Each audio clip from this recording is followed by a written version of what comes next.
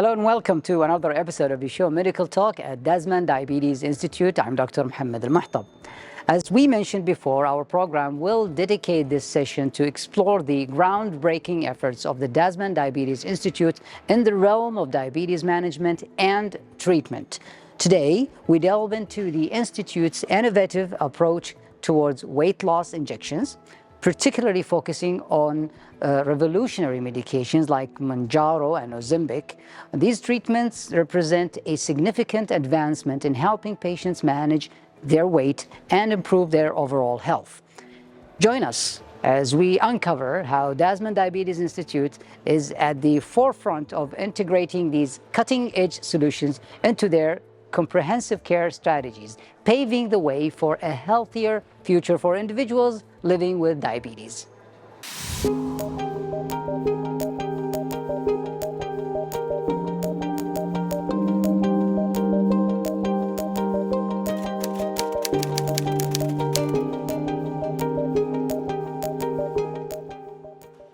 In today's episode, we are honored to have with us Ms. Naeema Qabandi, a senior specialist diabetes educator from the Dasman Diabetes Institute, to provide us with the right answer for our viewers concerned about today's topic.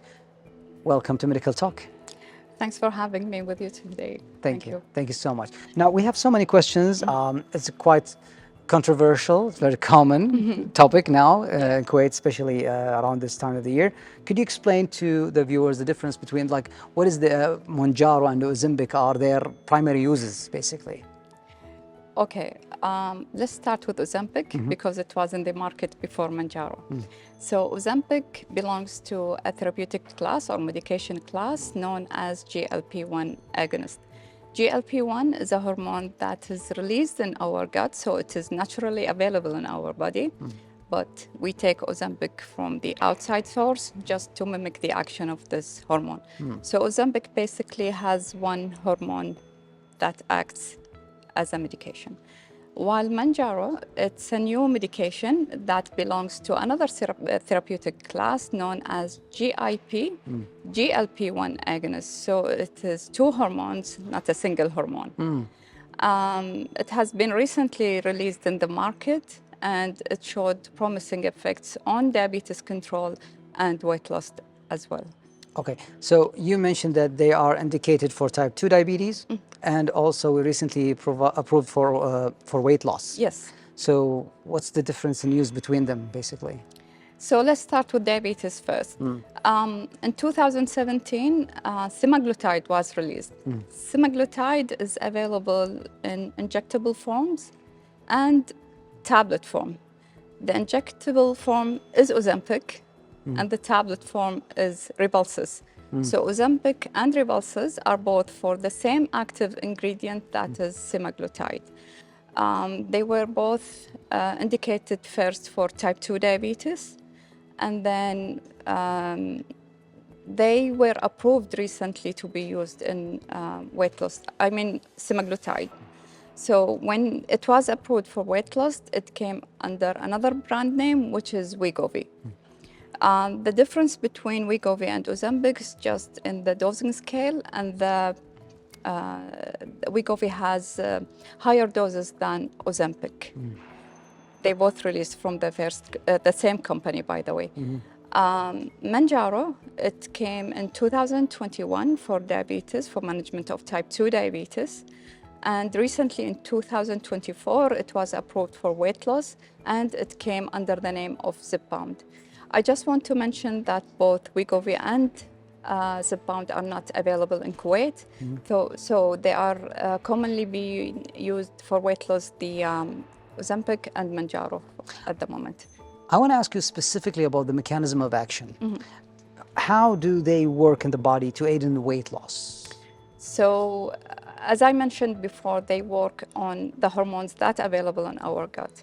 Ozempic will work mainly on GLP-1 hormone, while Manjaro will work on both GIP, GLP-1. What these hormones do to our body, they improve the release of pancreas, the release of insulin from the pancreas. Yeah, in response to food consumption. They slow the gastric motility, so they make the food stays longer in the stomach, which makes you feel full. So you don't eat that much. Yeah, not much appetite, basically. Yes, suppress appetite, and this is the effect we see it in weight loss. So basically you're increasing the insulin. Indirectly. Indirectly. Yes. And lowering the glucose. Yes. Okay. And feeling full. Feeling full. You eat what you want, but you will feel full sooner than you usually feel. Interesting. So what are the common side effects associated with Ozempic and Manjaro? Okay, most common side effects are related to the gastrointestinal tract. So they cause symptoms like nausea, which is the most common side effect related to this, and many people will not tolerate the nausea, and that's why they stop it. They either cause constipation or diarrhea, depends on the case. In rare cases, they will cause pancreatitis. And pancreatitis is a very serious side effect, and that's why we highly encourage that these medications will only be used under direct supervision. Exactly. Yeah. We're going to talk more about these two specific products and medications, but we have to take a short break. I'll be right back. Stay with us.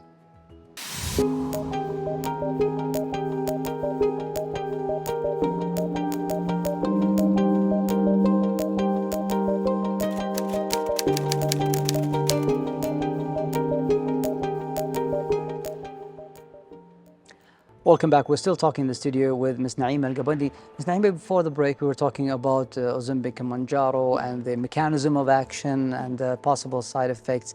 Recently, in the social media and everywhere, there has been so much scary talk about like people who come up saying that this causes stomach paralysis or stomach, serious complications. What would you say with that? Stomach paralysis, or the medical term of it is gastroparesis, is a condition that affects food digestion and absorption from the stomach. It slows the rate at which the stomach will empty its content, and it depends on many factors if related to these medications. The dose at which the patient started the medication at, did he start it from the initial dose, or he started from the middle dose, or he started from the maximum dose? The other factor is how quickly they increase the medication, because these medications has to be increased in increments. Depends, like in case of Ozempic and Manjaro, they have to be increased monthly, and depends on the patient tolerability as well. The third factor is if they have underlying medical conditions. One of them is diabetes, because gastroparesis, and that's what many people don't know, diabetes may cause gastroparesis if blood sugar level remained high for a long time. High sugar level will affect the nerves and muscles that supply the stomach and result in gastroparesis. According to one study, 44% of patients, type 2 patients in particular, will suffer from gastroparesis if their diabetes is not controlled. While these medications just reported 1% of gastroparesis cases. So it's quite safe, basically. Relatively safe. If taken properly. If taken properly and responsibly. And under direct supervision. Now, when somebody talks about diabetic medications, they always assume that there could be a risk of hypoglycemia, which is a low blood sugar. Could they cause hypoglycemia or low blood sugar? These medications are relatively safe when it comes to hypoglycemia, so they don't directly cause hypoglycemia by themselves. And that's why they can be used in weight loss population without having a concern of having hypoglycemia. However, in diabetes patients or patients with diabetes, if they are using other agents to treat the condition, there is a slim risk of causing hypoglycemia when they are combined, and particularly patients on insulin. And that's why we monitor them closely, working on reducing their insulin needs because their food will be taken in less portions. Exactly. Now, I want to talk to you about is there any precautions or contraindications for not using this type of medication? For people with a history in self or family history of pancreatitis, they will be contraindicated. If there is certain type of form of cancer, of thyroid cancer, that cannot be used in these patients. So these only the main two conditions that these medications will be contraindicated. Okay. Now, weight loss interventions, they're quite broad, basically. How effective are these medications compared to other weight loss interventions, basically? So weight loss interventions will include first dietary modifications for at least 3 months. If failed, they will add to them like dietary modification and exercise for another 3 months period. If these two failed, then we can introduce GLP-1 agonist therapies under specific criteria. Like it depends on the patient weight, on the patient health conditions, if they have other comorbidities. When I talk about weight, it's basically the BMI or body mass index. And these things that tell us, should we go to the pharmacotherapy or not? In comparison with the other interventions, they are very effective. Most of the studies prove that there is weight loss between 15 to 22% of the total body weight. That's like 5 times higher than the other interventions. It's quite significant, yeah. Especially if they are combined with lifestyle modification, exercise programs. I was going to say that, yeah, because it's just it's a complete journey. It's not just one thing. True. Yeah. Now we're gonna have we still have more to talk about. But we have to take a break. Do stay with us. We'll be right back. Sure.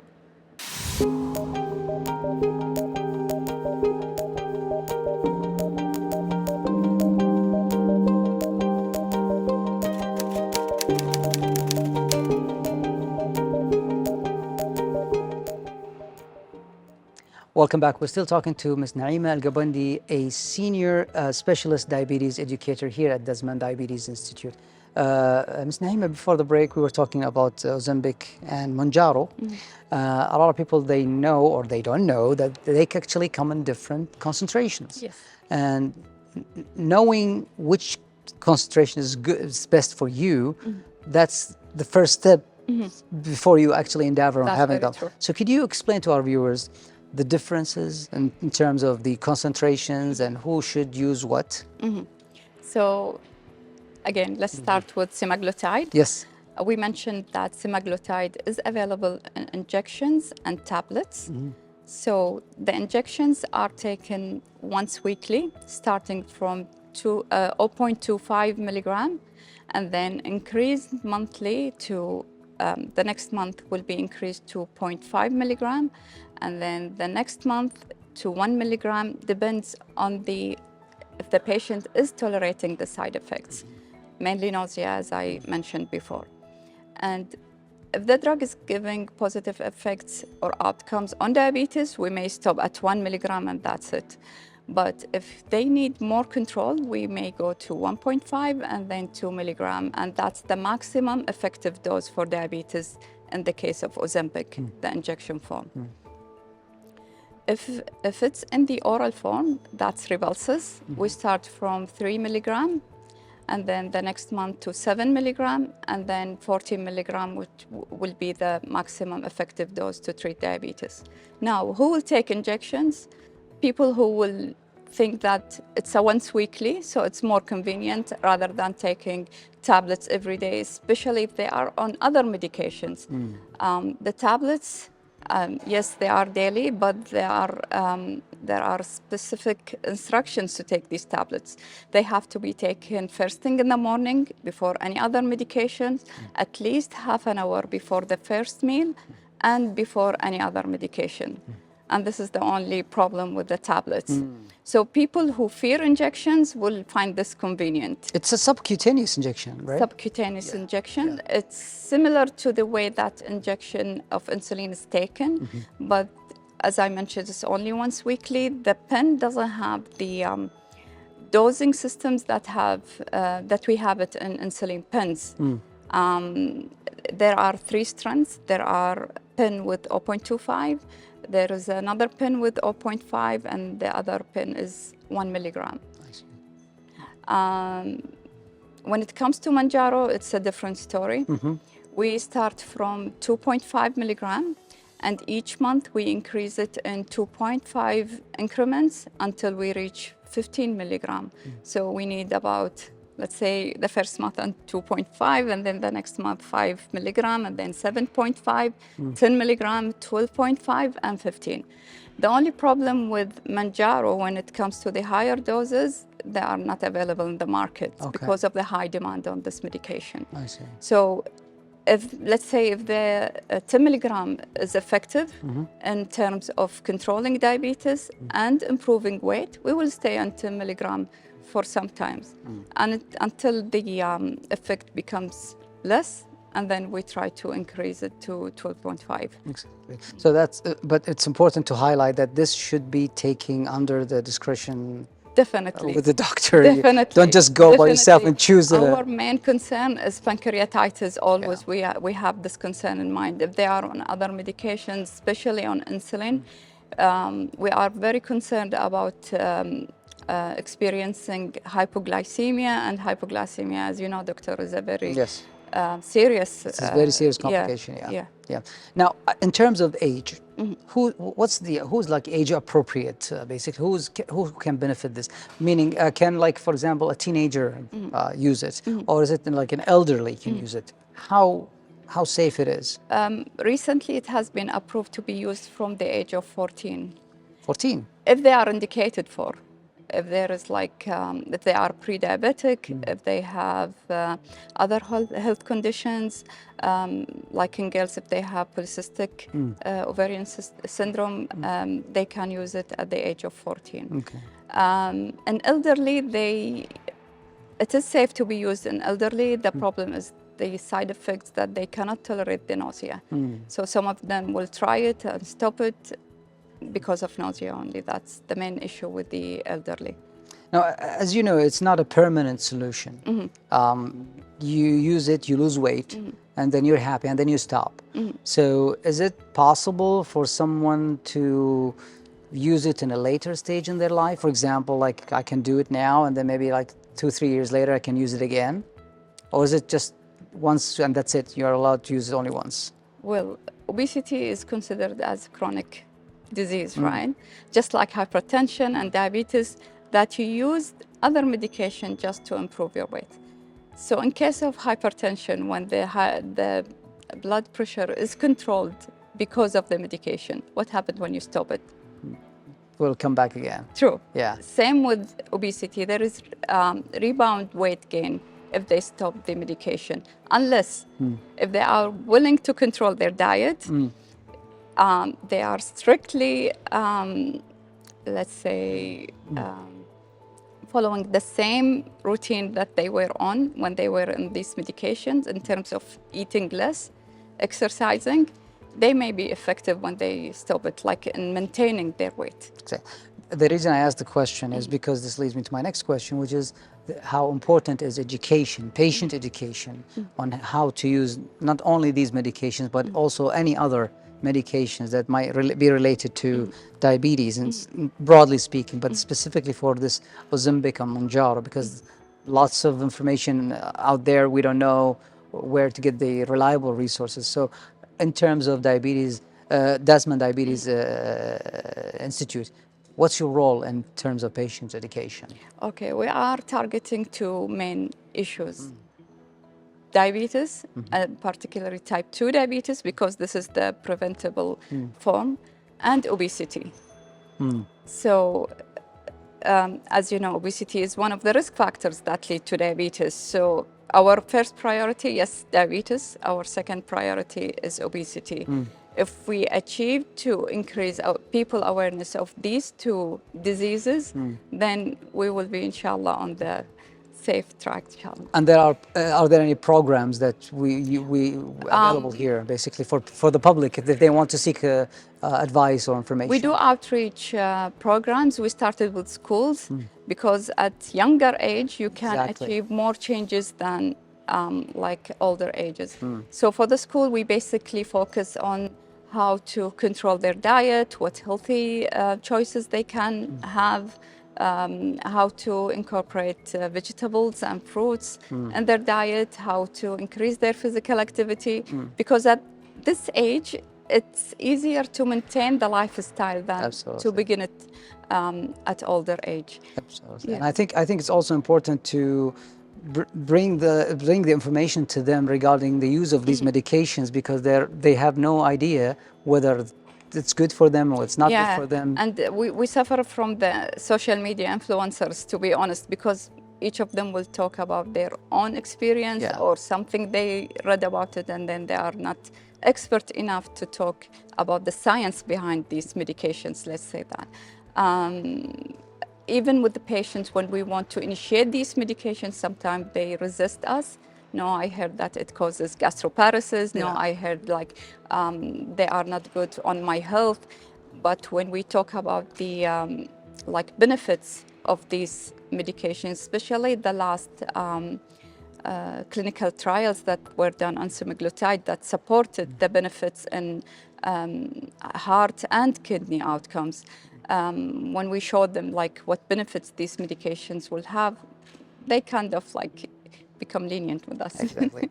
And if there is one last advice you could give to our viewers, what would it be? Medications are not magic to change your lifestyle. You still have to have the intention to change, to do the change. Like, just start with your food. We don't say there's nothing is forbidden. You just need to eat less, make more healthy choices, focus on the vegetables, eat at least 2 portions of fruits daily, focus on protein. If you don't have like a kidney problem, you can have more protein to improve your satiety, and then less carbs, because carbs are directly related to uncontrolled blood sugar and also to weight gain.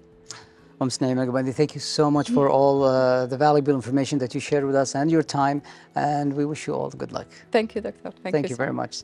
Dear viewers, we will have a short break and we'll be right back. Stay with us.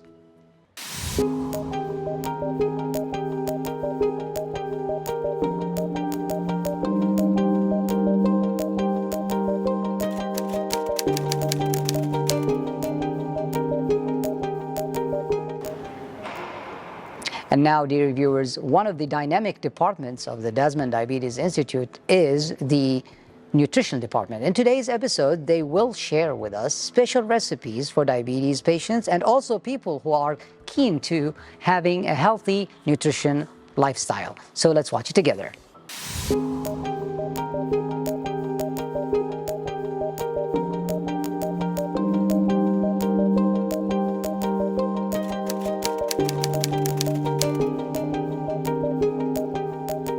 Hi, this is Noura, a dietitian from Desmond Diabetes Institute. Eating healthy can be overwhelming to some people, but in reality, it is a very simple process. All we need to do is review the different food groups. We have grains, fats, proteins or meats, dairy, fruits, and vegetables. Instead of 2 slices of white bread, we can replace it with two slices of whole wheat bread or protein bread.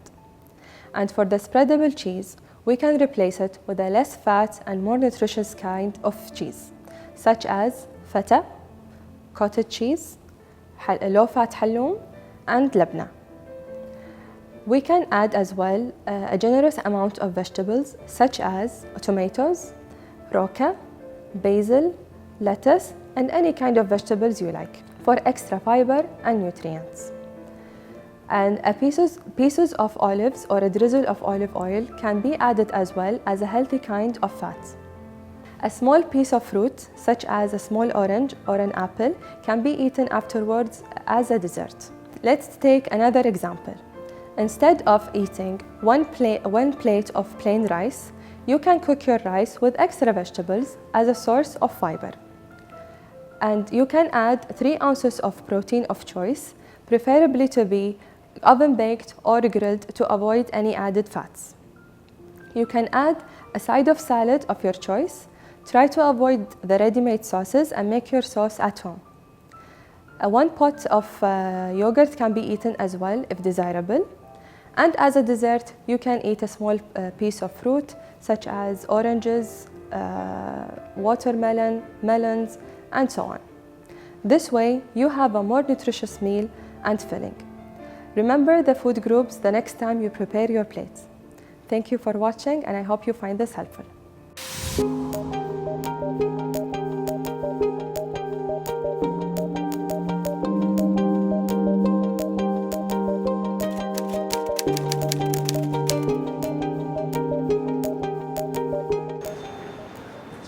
Well, that's it for our show today. Hope you enjoyed it. Until we see you again, please stay safe and stay healthy.